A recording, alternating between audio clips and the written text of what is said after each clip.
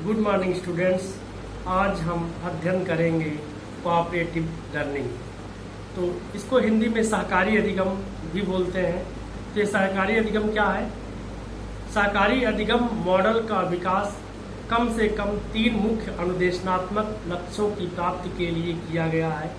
पहला है शैक्षिक उपलब्धि, दूसरा है विविधता की स्वीकृति और तीसरा है सामाजिक कौशल विकास। इस प्रकार इन 3 अनुदेशनात्मक लक्ष्यों को लेकर के इस मॉडल का प्रयोग किया गया है। तो यह एक विशिष्ट छोटे समूह का दृष्टिकोण है। इसमें क्या है कि छोटे छोटे समूहों में लर्निंग ग्रुप को डिवाइड कर लेते हैं, जो लोकतांत्रिक प्रक्रियाओं, व्यक्तिगत जवाबदेही मतलब पर्सनल रिस्पॉन्सिबिलिटी तथा समान अवसर और समूह पुरस्कार को शामिल करती है। इसमें ये चीज़ें शामिल रहती हैं: व्यक्तिगत जवाबदेही या पर्सनल अकाउंटेबिलिटी, डेमोक्रेटिक प्रोसेस तथा समान अवसर या इक्विवेलेंट अपॉर्चुनिटी और ग्रुप प्राइज, इस सब की व्यवस्था इसमें रहती है। सहकारी शिक्षण पाठ की निम्नलिखित प्रमुख विशेषता है।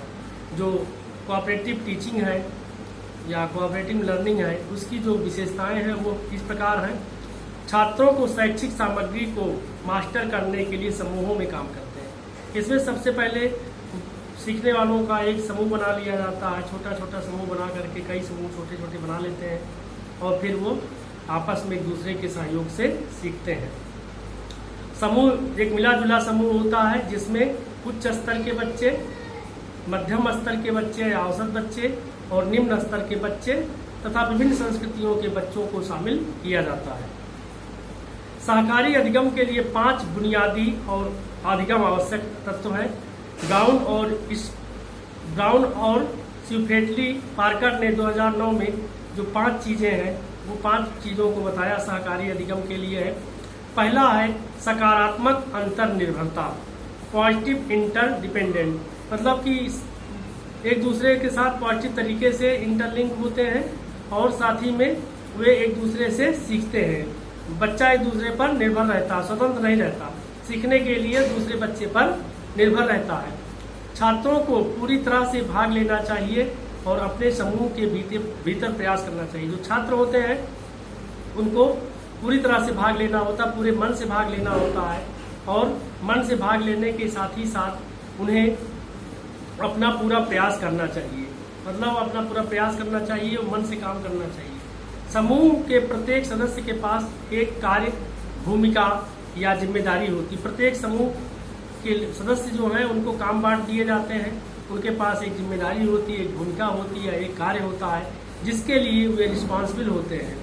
अगर वो काम गड़बड़ होगा तो उनकी रिस्पॉन्सिबिलिटी मानी जाएगी। इसमें तो दूसरा है आमने सामने बातचीत को बढ़ावा देना। इसमें फेस टू फेस कन्वर्सेशन को बढ़ावा दिया जाता है या फेस टू फेस डायलॉग को महत्व दिया जाता है।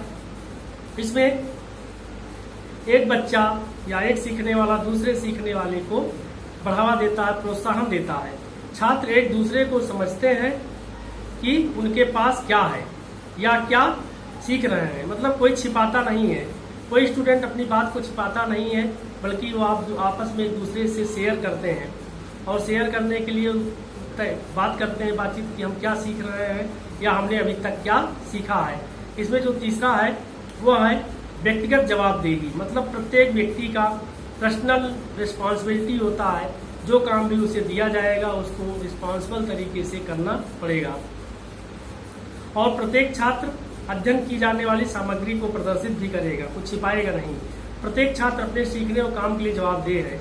अगला है सामाजिक कौशल या सोशल स्किल। इसमें सोशल स्किल को बहुत महत्वपूर्ण माना गया है। सामाजिक कौशल या सोशल स्किल, इसमें विद्यार्थी आपस में एक दूसरे से बातचीत करके तथा सामाजिकता का एहसास करते हुए एक दूसरे को आगे बढ़ाते हैं। सफल होने के लिए सामाजिक कौशल आवश्यक है। सामाजिक कौशल में प्रभावी संचार, इसमें क्या क्या चीज़ें हैं जानना जरूरी है। प्रभावी संचार, पारस्परिक और समूह कौशल शामिल होते हैं, जैसे नेतृत्व या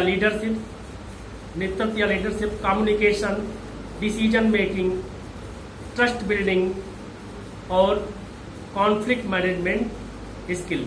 ये सब पांचों चीजें इसके लिए सामाजिक कौशल में शामिल होती हैं। तो पहला है नेतृत्व या लीडरशिप, मतलब कि स्टूडेंट लीडरशिप करता है, सभी लोग लीडरशिप करते हैं, जो जिसको काम दिया गया है वो उस काम को करता है।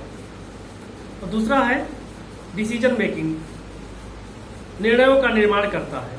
तीसरा है ट्रस्ट बिल्डिंग, मतलब एक दूसरे के ऊपर वो विश्वास करते हैं। ऐसा नहीं है कि कोई किसी पर विश्वास न करे, जब तक एक दूसरे पर विश्वास नहीं करेंगे तब तक काम सक्सेस नहीं होगा।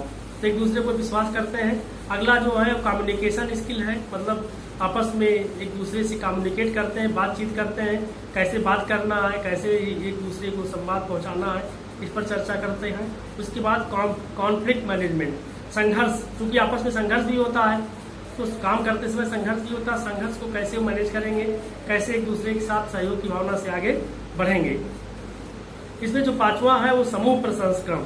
समूह प्रसंस्करण में प्रत्येक समूह को अपनी प्रभावशीलता का आकलन करना चाहिए और यह तय करना चाहिए कि इसे कैसे सुधारा जा सकता है।